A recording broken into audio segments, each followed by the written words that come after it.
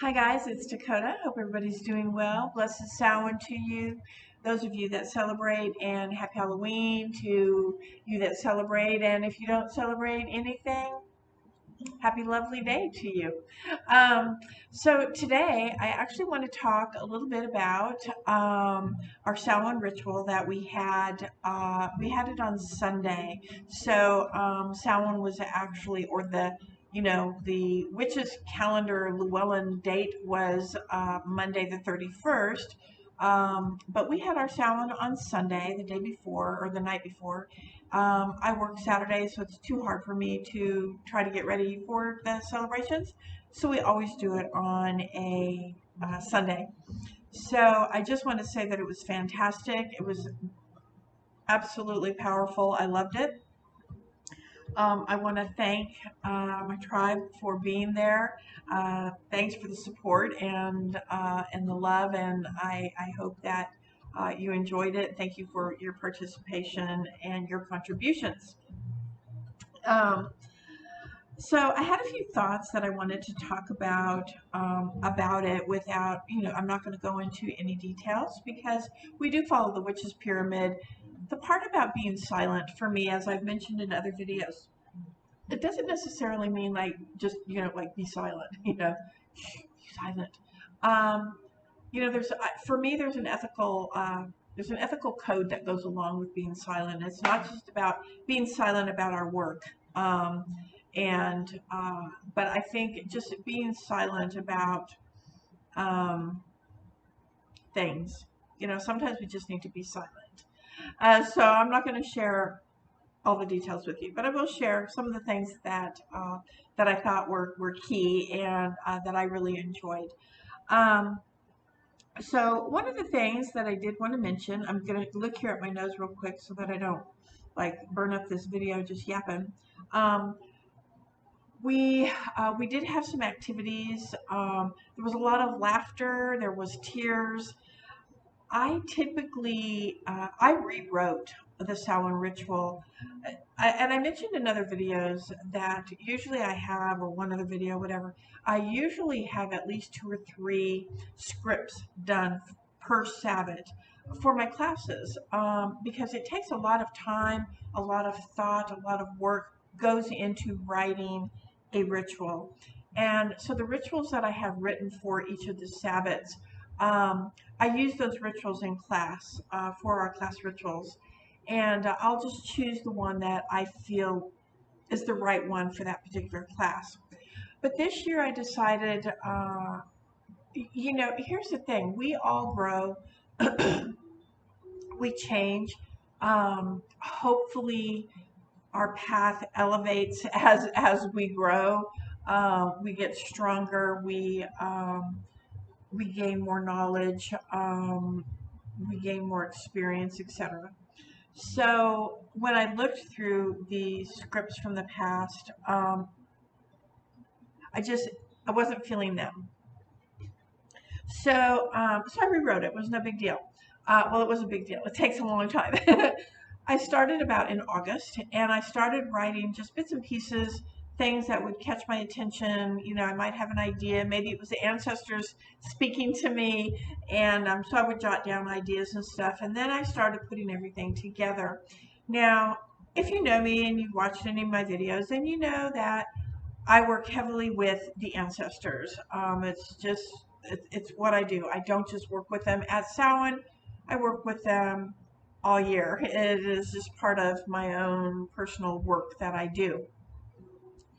And so while I was writing out the ritual, I started looking at it and I was like, wow, um, I will say this, that I am not a traditionally, I am not a ceremonial witch, I guess. Um, I I love ceremonial witchcraft, what I know of it, but I love that whole. I've seen some. Now they might have changed some of their oath bound. I would hope that they would have changed some of their oath bound doings and words and stuff while they were doing it, but I was able to witness a ceremonial ritual, and I loved it. I just loved it. I love that whole serious focus part of it. I loved it. But um, I don't know enough about it to claim that, so I don't. Um, anyway, but when I started looking at my script, I was like, wow, this is really, because when I work with ancestors, I work with them on a pretty deep, focused kind of way. And I didn't want the ritual to be that. I wanted it to be that, but I also wanted it to be light and airy and also fun because and really that was kind of an awakening for me as well. I didn't want to do it because I felt, oh, I don't want the students to be all, mourning and, feeling this deep heaviness of the loss. But I also wanted them to experience the joys, and the fun that we had with our ancestors and the memories that we shared with them, which is light and airy and it should be fun. Which is why I totally believe in wakes and fun times. Get together, shoot, have a party, drink it up, just celebrate, drum, have a great time, as opposed to that dark solemnness of, it is a sad time. And I'm not saying, oh, don't cry and don't mourn. Absolutely. I do. Of course I do. But then as the emotion starts to ease a little bit, the pain starts to ease a little bit, then I start to smile and I remember, the good things, the things that we did together, the things that made me laugh, or the funny thing that they did, or, that kind of thing. So I wanted it to have both. I wanted them to be able to feel the emotion of the loss of their ancestors, but I also wanted them to be able to delight in their memory of them. And so we did have tears and we had laughter. Um, this year's altar, as you know, I'm very simplistic in how I do my altars. I don't like a lot of stuff on my altar. I put only what I need. If I need an herb, it's where it's supposed to be. If it goes in a bowl, I've already put it in the bowl. Or if it's something I'm going to add to the bowl, usually I put it underneath my altar table and I bring it out at the appropriate times.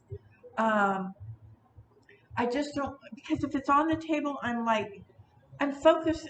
It's like this. This little altar back here, this is really, I mean, I like it. It's cute. It's fun. I just added this little Fey gnome home mushroom. I'm gonna move it, but I just put it there today because I used that on our table, our supper table, as part of my little centerpiece that I had for our table. But normally this is way too much stuff for me. I want it to be simplistic. I only want what I'm using. I don't need 10 oils on there. I don't need 10 herbs. I don't need jars of this and jars of that. I don't need every crystal that I own on the table. I don't need all of my tools on the table. I just don't. I only have on the table what I use. I don't put a lot of flowers and ornaments and all this. I just don't. It's just not me. I'm not saying that aesthetic isn't nice. It is, but that's just not me. So, but this year's altar was extremely simplistic. I truly only had what we used that was symbolic for ancestor. I had a empty bowl for offering for ancestor, and of course we had an ancestor candle, and that was pretty much it.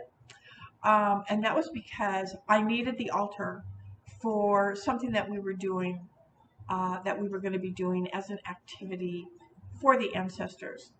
And so I needed my table space. So, that's something that you kind of need to think about if you're doing that. I mean, there is no way that I would have been able to do that with all of this stuff on my altar. There's no way. I couldn't have done it. So I needed just a very simplistic altar with table space. So for us to do what we did. Anyway, so we did the activity and it was extremely powerful. At least for me, I'll speak for myself. It was very powerful. It was very meaningful. I felt the energy of the others in the group. I felt their energy. I felt their emotion. I felt their devotion to their ancestors. I felt the love. I felt the memories. I felt the joy that it brought to them, including myself. So it was really, really very powerful. Um, and I loved that. We had, as part of the lightheartedness, there was a little bit of chaos that was ends up being fun. And this is what I'm saying. Like, even and I always tell a story about Christopher Penczak, but I'm not going to go into it here. Well, I will. So I don't know. He's very formal, and he was doing some ritual, and he had some ash in his hand, and he was going to blow it to the winds or whatever, and a gust came, and it blew the ash, in his face or something, and it was that moment of like, oh my gosh, this was not. Oh, I'm so embarrassed. This is what is supposed to happen, but it was really the ancestors, I think, saying, lighten up, like not everything has to be solemn and, um, in my opinion. We are not perfect beings. So I think that God's expect us to, you know, make a mistake or stumble, and, they want to laugh too. So, okay. Um, where was it? Oh, so we had our cauldron, which is huge, one of those big, huge cast iron, big giant uh, cauldrons that I guess they cook collards in or used to do their laundry in or whatever. But it's so I can't move it. It's huge. It's big, and we had big roaring fire in there. It was beautiful. But the wood burned really quickly, and when I turned around and looked, I saw that all the wood had burned except for some embers in the bottom. We had some extra wood, and so I quick went. I was like, "Excuse me," and I went over and we started putting the wood in there, but the wood wouldn't catch. The embers they weren't quite strong enough. So then here we are running around, the yard, finding twigs and leaves and stuff to throw in there to get that fire going so the wood would catch. And it did. And so that was the fun part, because here at the farm, like there is no light. It is pitch black. With the exception of the candles that we had on the altar, we all had little flashlights, and thank goodness we have this thing. I'm not gonna. Oh, I want to share it. Oh, okay. Well, anyway, I had a headlamp that somebody brought and let me use because I couldn't see anything. It was so dark. It was a blast. It was fun. When ritual is over, then we go inside and we do our silent supper, which is what I call it. It's, I think, technically called a dumb supper. I don't like the sound of that. I prefer a silent supper or quiet supper. It just feels more honorable to me than a dumb supper. So we had that. So a ton of food, ton of drinks, was great. Table was really pretty. We had the ancestors area set up at the end of the table. They're always at the head of the table. So we had that set up with all of we brought ancestors, pictures and trinkets and things like that we wanted to bring. Spoke a little bit about our ancestors, and then we ate in silence. And that's a time of, connecting with our ancestors and seeing, if they have any messages for us and all of that, which was really great. At the end of that, um, okay, so as you know, my house is back in the woods, and we have a trail that goes, we have, that goes around my horse pasture. The horse pasture is 4 acres, so the horse is on 4 acres, and there's a trail that goes all the way around the pasture. And on one side of the trail is the woods, and that one side is where the creek is, or the creek was. There's no water in it now. Long story, blue. I hate it. Um, but anyway, I don't have here. There's no crossroads. Okay, so there's no crossroads here. But what I do have is down that trail a ways, there is a trail that goes into the woods, across the creek, and up to our other property on the other side of the creek. So I use that little T roads as a crossroads. Um, it works, and but it's down a ways. Now, if you think it's pitch black where we do circle, and remember we have candles and the fire from the cauldron and stuff, but it's dark. It's so dark. So we have to walk down. So we take the ancestor place because we're going to make our offering, and we'll walk down that trail till we get to the crossroads, and then we empty the plate in a certain place, and then we turn and we come back. Normally, there is. I have arachnophobia. Now, when I say that, I think I've talked about this before, but when I say that, I don't mean like, oh God, I'm afraid of bugs. Oh, I hate spiders. It isn't that at all. I'm not afraid of getting bit by a spider. Knock on wood. I don't want to get by a spider. I don't want to get bit by a spider. But it is an actual phobia. It is fear. I actually need therapy for this. I do. I have jumped out of cars. I have literally pushed people out of my way, and I'm sure it hurt them, and I apologize for that. It's an irrational fear, and I know that. Here's the thing. I'm fairly intelligent, you know. I'm probably not the sharpest tool in the shed or the brightest, whatever, but I'm fairly intelligent. I understand that it is unrealistic, that it is an unrealistic fear. Like I said, knock on wood, I've never been bit, don't plan to be. Never been attacked. Maybe it's a past life thing, don't know. I've tried past life regressions. Nothing of that has ever come up.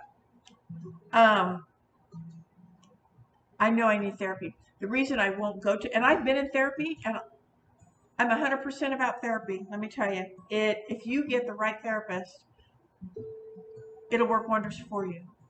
Make sure that you get the right therapist that understands you and that will work with you, not one that thinks they're all high and mighty because they got a label called therapist. There's some out there that do, they just think they're all that because, oh, I'm a therapist, whatever. So get one that resonates with you, that you like, that you feel comfortable with. My therapist was great, and she helped me tremendously about something else. But I will not go see a therapist because this is why. My phobia is so bad. I'm afraid if I go to a therapist, they're going to make me like, I don't know, hold a spider at the end of the session, or maybe they'll have a spider in the session, in a glass jar or something while we're talking. No, I'm not going to do it. I'm not doing it. So forget it. It's not happening. So when we walk down this trail, there is always someone, bless their hearts. And that's coming from a Southern California girl. Bless their hearts. That's, someone will usually volunteer to be the first one to walk down the trail.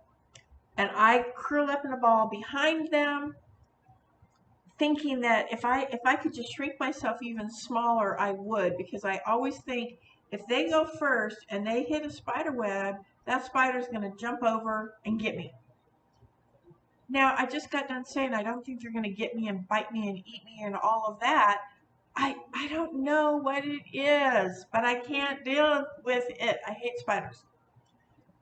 Well, and yet I'll sit and watch a spider for hours weave a web, and guess what? And I think it's beautiful. I take pictures of webs. I take pictures of spiders, but guess what?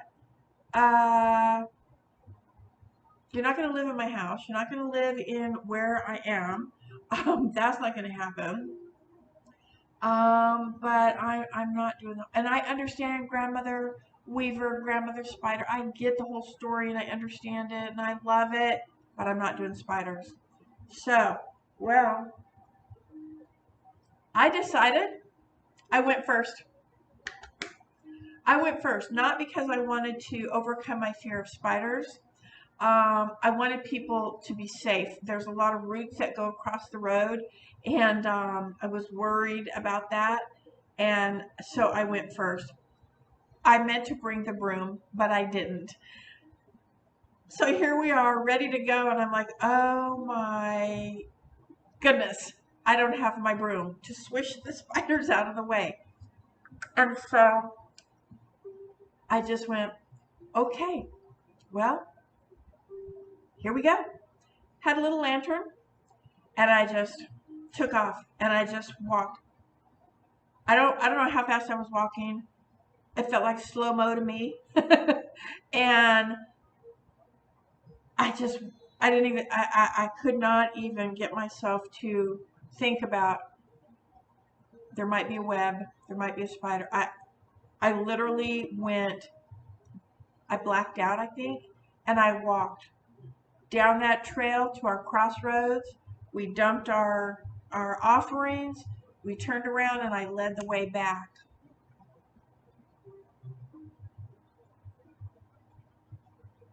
Did that remove my fear of spiders? No, not a bit. Not a bit. I hope to the gods, I pray to the gods that I never have to do that again. I was in such fear. I can't even explain it. I don't ever want to do that again. And as I'm speaking to you out here on the witch cottage, there's a little deck, like a little, deck porch, has an overhang. When I came in, there was a spider on a web. Well, I mean, he's outside, so I'm going to let him stay there. But I went out a few minutes ago, and he's gone. Well, I don't know where he is, but I hope he stays there, because terrified. But guess what? I did it. So that led me into thinking about this little quote that I just actually read today. And, there's been a lot of things that have happened since the pandemic. 2021 changed so many people. It changed the way we think, the way we do things, the way we feel about others. People actually showed their true character. And we lost friends over it. We lost family over it, both in death and in snipping cords with people. And so when I read this, I want to end with this. Now, I said, please stay tuned because I'm going to say goodbye. After I'm going to read this, I'm going to say goodbye. But at the end of the video, I'm going to add some pictures of ritual with, you won't be able to see anybody. It's just pictures of our ritual. So if you'd like to see those, stay tuned. They're not anything big, spectacular, any kind of thing. No hocus pocus movie sets or anything like that. But anyway, thought I would share that with you. Okay, so I'm going to leave you with this. I read this today on Facebook, and I was like, because this has to do with what I read about Samhain, which sadly I'm not going to read that part to you because I'm going to be silent about that. That was something that I shared with my tribe. Okay, this was written by Sir Anthony Hopkins. He says, my philosophy is, what people say about me is none of my business. I am who I am and do what I do. I expect nothing and I accept everything. And that makes life easier. We live in a world where funerals are more important than the deceased. Marriage is more important than love. Looks are more important than the soul. We live in a packaging culture that despises content. That touched me. I love it. I believe it to be true. And I leave you with that. Blessings, my friends. Thank you for watching. I love you. Stay tuned. I'm going to post the pictures. Bye, guys. See you next time.